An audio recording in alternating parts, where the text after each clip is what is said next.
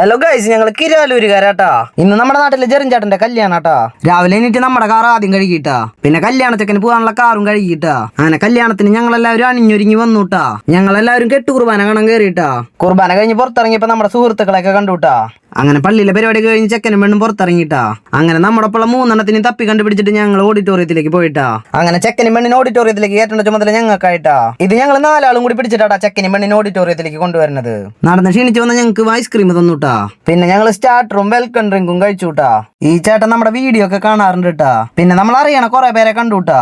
ഇവനാണ് കേട്ടോ നമ്മുടെ വെടിക്കെട്ടിന്റെ ക്യാപ്റ്റൻ. ഗായ്സ്, എല്ലാവരും ചെക്കനും പെണ്ണും വന്നിറങ്ങുമ്പോ വെടിക്കെട്ട് പൊട്ടിക്കാനുള്ള തയ്യാറെടുപ്പിലാട്ടാ. ചെക്കനും പെണ്ണും എത്താറായി നിറഞ്ഞപ്പോ തന്നെ എല്ലാവരും കമ്പി പൂത്തിരി കത്തിച്ചു തുടങ്ങിയിട്ടാ. അങ്ങനെ ചെക്കനും പെണ്ണും കാറിൽ എത്തിയിട്ടാ. അങ്ങനെ ചെക്കനും പെണ്ണിന് മേശപ്പൂ കത്തിച്ചിട്ട് സ്വീകരിച്ചുട്ടാ. അങ്ങനെ ഞങ്ങൾ അവരെന്നെ സേഫ് ആയിട്ട് സ്റ്റേജിൽ എത്തിച്ചുട്ടാ. അങ്ങനെ ചെക്കനും പെണ്ണും കേക്ക് മുറിച്ചുട്ടാ. പിന്നെ കല്യാണ ചെക്കനും പെണ്ണും വൈൻ കുടിച്ചുട്ടാ. പിന്നെ ജെറിച്ചൻ കളപം തൊട്ടെടുത്തുട്ടാ. കല്യാണത്തിന് മെയിൻ ആയിട്ട് കാര്യങ്ങൾ നോക്കിയിരുന്നത് ജിനു കിരാലൂരാട്ടാ. പനിനീര് തെളിക്കുക, കളപം തൊടിയിക്കുക, അങ്ങനെ എല്ലാ കാര്യത്തിനും മെയിൻ ആയിട്ട് ജിനു കിരാലൂർ ഉണ്ടായിരുന്നു കേട്ടാ. നാരങ്ങ കൊടുത്തായിരുന്നത് തോമസ് ആട്ടാ.